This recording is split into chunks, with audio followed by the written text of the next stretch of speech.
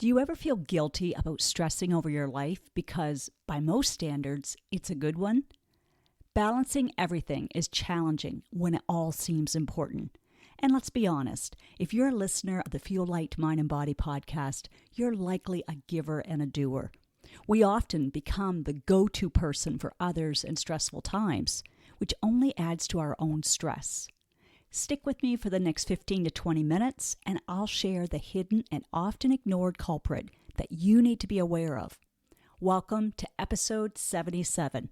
Stressed, even with a good life? The hidden culprit that most impacts your health.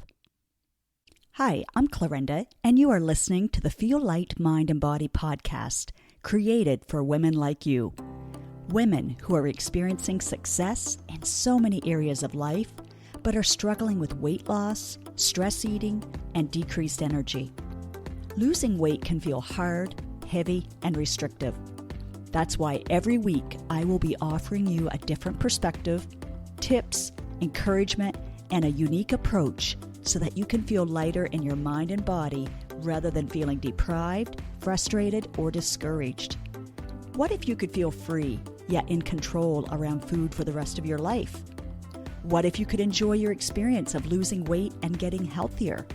You absolutely can. You're in the right place. Take this time for yourself and let's dive in.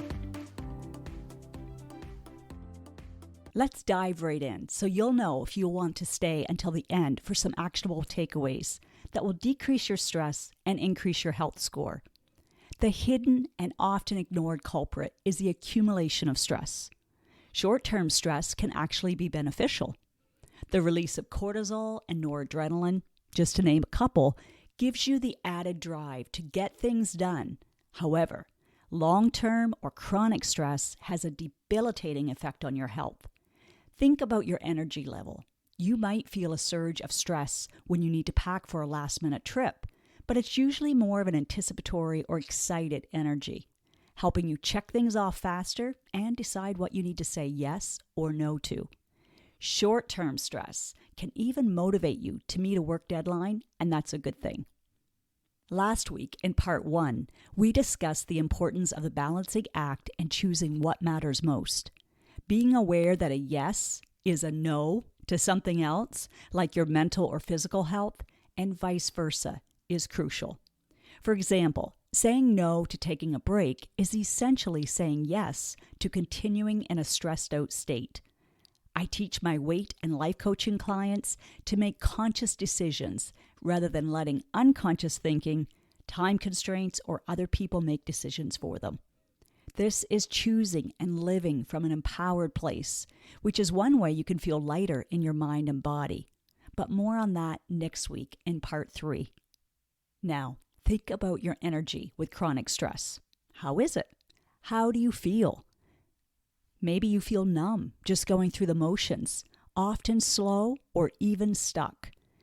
Chronic stress usually results from an accumulation of yeses that need to be balanced with nos for external demands and other people's needs, and vice versa for your internal or personal mental and physical health. Neglecting your health for the sake of others or your career is a common trap, especially for those who are driven and caring. It might not show immediate consequences, making it easier to overlook, but over time, the effects accumulate. Increased stress, weight gain, emotional burnout, and even more severe health issues. This neglect doesn't just affect you, it impacts everyone around you, including those you might be trying to please by saying yes all the time. One of the first signs of health neglect is an increase in stress levels. When you're constantly putting others' needs or work demands before your own health, stress becomes a constant companion. Over time, this doesn't just lead to feelings of overwhelm and frustration, it can manifest physically. Chronic stress is linked to numerous health issues, including hypertension, digestive disorders, substance use problems, cardiovascular disease, diabetes, arthritis, obesity, and a weakened immune system. Even though adrenal fatigue is not an official medical diagnosis yet, General symptoms include sleep difficulties, tiredness, weakness, and cravings for sugar and salt. Now, as always, please don't try to self-diagnose. Any information I share is solely to increase your awareness, and any medical decision needs to be made under the guidance of your health practitioner who knows your medical history. But basically, you can read that adrenal fatigue is described as the adrenal glands not being able to keep up with the demands of the ongoing fight or flight sympathetic nervous system state in the body that chronic stress causes. So again, keep in mind that today I'm not talking about the short-term stressors. Our bodies were designed for survival, so they have an automatic protective mechanism in place for real and perceived threats. We might not have to run from tigers every day, but most of us don't have a life free of stressors, and our internal stress response system doesn't know the difference. When we are triggered, cortisol and other stress hormones are released. No big deal when it's short term, but the cumulative effect of these stressors and their duration impacts how much exposure our bodies have to cortisol and its team. That's what puts us at risk for what I have mentioned and other physical and mental symptoms like headaches, dizziness, poor quality sleep, decreased libido and trouble having sex, racing heart, muscle tension and pain, weight gain, memory and focus problems, mental and physical exhaustion, irritability for no apparent reason, depression and anxiety. So, with my nursing hat on, let me encourage you to decide today to start taking care of yourself in a truly nurturing way. As you may have heard me share in episode 50, which was Discover True Self-Care. It's not what you think. It's not just about indulging in a piece of cheesecake or a bath on a Friday night. It's making sure that what benefits you now will also benefit you in the future. It doesn't have to be perfect. In fact, I provide my clients with a simple tool that allows for exceptions, so there's no need to rebel or feel deprived. The bottom line is health issues can and most likely will arise when we consistently ignore our body's signals. I urge you to make time for your mental, emotional, spiritual, social, environmental, and physical health before the symptoms become a condition, disease, or diagnosis. Let even the first hint of a symptom be a messenger and listen to what it's telling you. It's a warning worth paying attention to. You may think that you don't have time. I know. I get it. I just told myself that this past week. I missed work Monday and Tuesday while in Chicago, and I'm recording this on a Saturday to get caught up. But I'll take most of tomorrow off. All the areas of my health that I just listed need tomorrow as a rest day, and so does your health. Diagnoses usually require extensive long-term treatment that can drastically reduce your quality of life. So I encourage you to think of giving yourself daily, long-term treatment that leaves you feeling light in your heart, mind, and body, and includes longer periods away where the focus is just on that, and you can fill your cup to overflowing with connection, inspiration, new strategies, and tools to empower you, along with nourishing food, nature, and time just to exhale. This time next month, May 31st, you could be gearing up for a weekend away. Not just a weekend that you enjoy, but then return home to the same way of thinking, acting, and feeling. No. How about you take care of yourself and your health by giving yourself the gift of joining us for the 10th Women's Weekend Retreat? It begins when you want to arrive on Friday, anytime between 1 and 6 p.m., and ends Sunday at 1 p.m., although you're welcome to spend extra time on the grounds or the beach for the afternoon. This is your time, and you can participate as much or as little as you want in the sessions. But you won't want to miss out on Chef Ness's delicious and nutritious creations to fuel our bodies and pleasure our senses. Everyone has a private room, limited to 16 women who you will be surprised will be more like you than you initially thought. Think about it. If they resonate with this content, then of course a retreat called Feel Light, Heart, Mind, and Body will appeal to them, as it may for you. You can click the link in this episode's description to learn more about the retreat and register to reserve your spot.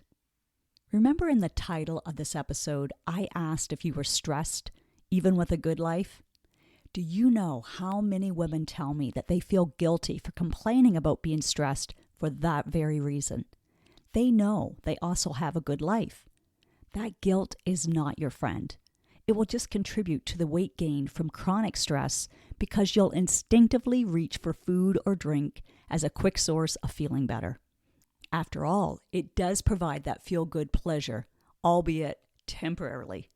While weight gain does contribute to physical symptoms and diagnosis, it also affects self-esteem, self-confidence, and mental and emotional health. There's so much research to support this. You're listening to this for a reason. Take this as your empowering wake-up call, and don't wait until the wake-up call comes from your health practitioner or a test result. I want to share an excerpt from the International Journal of Preventive Medicine, June 2022. It states that stress can cause weight gain in the following ways: by interfering with cognitive processes, such as self-regulation, by increasing levels of hormones and chemicals involved in hunger, such as leptin and ghrelin, two of the hunger hormones I teach you how to reset in the Feel Light Mind and Body program.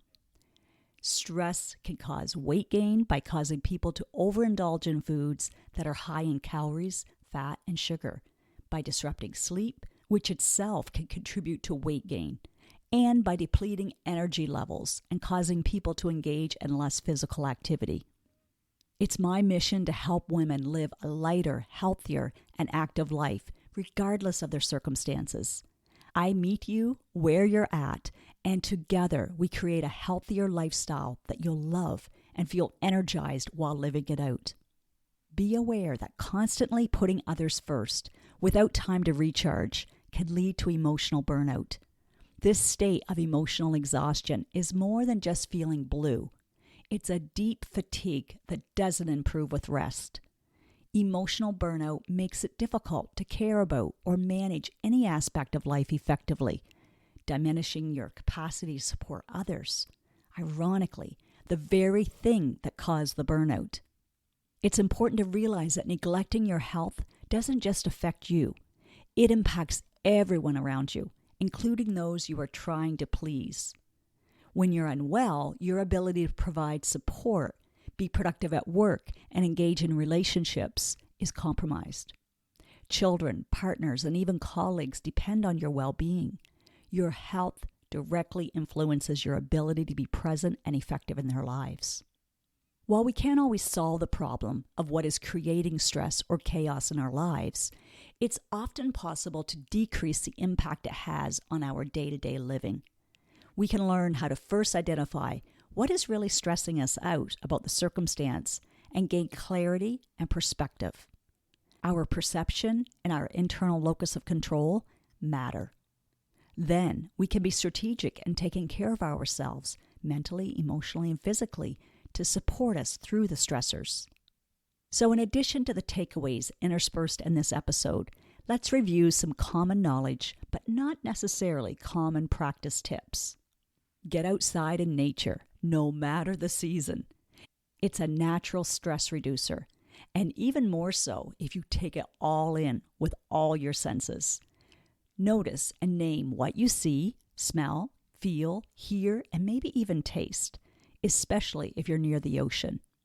Doing so will activate the parasympathetic nervous system, the calm, rest, and digest state, rather than the stressed, sympathetic fight or flight state. Have fun, laugh, and take breaks throughout your day, even if it's 5 minutes at a time. Be intentional with those 5 minutes and breathe. Get oxygen into your body for more energy. Connect and socialize with others. Be intimate with your partner and activate the oxytocin connection hormone that feels good and calms your nervous system. Make time for hobbies and personal growth. Be physically active at whatever level you can be right now. We know that exercise increases the production of endorphins, your body's natural mood booster. So walk to get your mail or to catch up with a friend, or lift weights and stimulate the mind-body connection. Choose nutritious food and drink water instead of sugar or artificially sweetened drinks. Limit or eliminate alcohol and caffeine. Quit smoking. Prepare for sleep an hour before you want to be asleep. Pray, meditate, journal, practice breathing exercises, rock and listen to music, or whatever calms your nervous system. The goal is to turn off your body's natural alarm system to perceived or real stress that may have been stuck in the on position for too long. We want to prevent or get you out of that chronic stress pattern before your health encounters serious consequences or symptoms that make it harder for you to achieve a healthier state. Delegate, eliminate, or organize whenever possible. Chronic stress creates changes in our body that may cause disease, but the disease may also be a result of the unhealthy habits that slowly creep in to try to cope with the stress. That's one of the reasons that I go deeper and provide strategies and tools for dealing with the stuff that usually causes us to turn to these unhealthy coping mechanisms before they become a habit. But regardless of what stage you're at, there's always hope. As long as you have breath in your lungs and a willing spirit, I can help you get healthy again, or even healthier than what you are now. Life can give us some really hard knocks, so we need a really good strategy and support in place to help us navigate it all in an empowered way. The best next step that I recommend is to surround yourself with like-minded women and a coach who will help you identify and strategize for what you need to feel light, heart, mind, and body. I would love to have you in one of those chairs in our outside classroom overlooking the lake. If I close my eyes right now and visualize our 9th retreat, I can hear the sound of the breeze rustling in the trees, the waves lapping the shore, the birds chirping in the day, and the fire crackling at night. I feel a shift in my body.